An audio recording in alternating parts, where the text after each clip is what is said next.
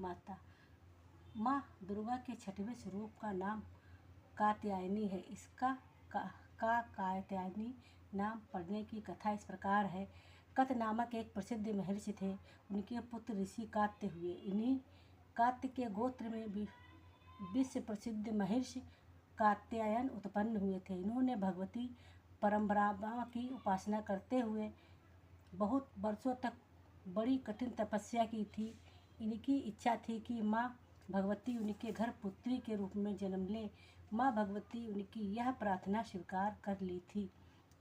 कुछ साल बाद पश्चात जब दानव महिषासुर का अत्याचार पृथ्वी पर बहुत बढ़ गया, तब भगवान ब्रह्मा विष्णु महेश तीनों ने अपने अपने तेज का अंश देकर महिषासुर के विनाश के लिए एक देवी को उत्पन्न किया।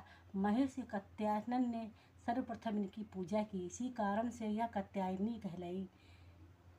ऐसी भी कथा मिलती है कि यह महर्षि कात्यायन के यहाँ पुत्री के रूप में उत्पन्न भी हुई थी। अश्विनी कृष्ण चतुर्दशी को जन्म लेकर शुक्ल सप्तमी, अष्टमी तथा नवमी तक 3 दिन इन्होंने कात्यायन ऋषि की पूजा ग्रहण कर दशमी को महिषासुर का वध किया था। माँ कात्यायनी अमोघ फलदायिनी है। भगवान कृष्ण को पति के रूप में पाने के लिए ब्रज की गोपियों ने इनकी पूजा कालिंदी यमुना के तट पर की थी। इन्हें ब्रजमंडल की अष्टधात्री देवी के रूप में प्रतिष्ठित है। इनका स्वरूप अत्यंत ही भव्य और दिव्य है। इनका वर्ण स्वर्ण के समान चमकीला और भास्वर है। इनकी 4 भुजाएं माता जी का दाहिनी और तरफा का ऊपर वाला हाथ अभय मुद्रा में है तथा नीचे वाला वर मुद्रा में है। बाईं तरफ के ऊपर वाले हाथ में तलवार और नीचे वाले हाथ में कमल पुष्प सुशोभित है। इनका वाहन सिंह है। दुर्गा पूजा के 6वें दिन इनके स्वरूप की उपासना की जाती है। उस दिन साधक का मन आज्ञा चक्र में स्थित होता है।